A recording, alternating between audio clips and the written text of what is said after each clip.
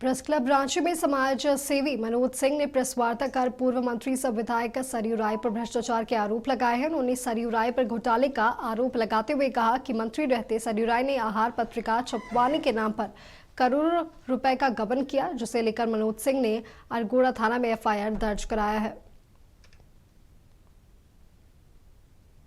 सरयू राय ने कल जमशेदपुर में एक प्रेस कॉन्फ्रेंस किया और उस प्रेस कॉन्फ्रेंस की मैंने रिकॉर्डिंग सुनी तो उन्होंने मुझ पर कुछ व्यक्तिगत बहुत ही गंदे आरोप लगाए और आक्षेप लगाए। तो स्वाभाविक रूप से मेरा फर्ज बनता था कि मैं अपनी बात आप लोगों के सामने रखूं। 92 में मेरे साड़ू और इन्होंने मिलकर एक एनजीओ बनाया, ग्राम्या का काम था प्लांटेशन का।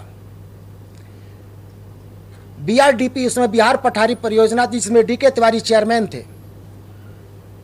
डीके तिवारी से सरयू राय का रिश्ता था और इनको काफ़ी फंड मिलता था। मैंने अपनी आंखों से देखा है कि किस तरह से फंड का दुरुपयोग हुआ, कई चार्जेस लगे उस समय भी। मतलब आप ये समझिए कि भैया भ्रष्टाचार की ही पैदावार है, ये पैदावार है।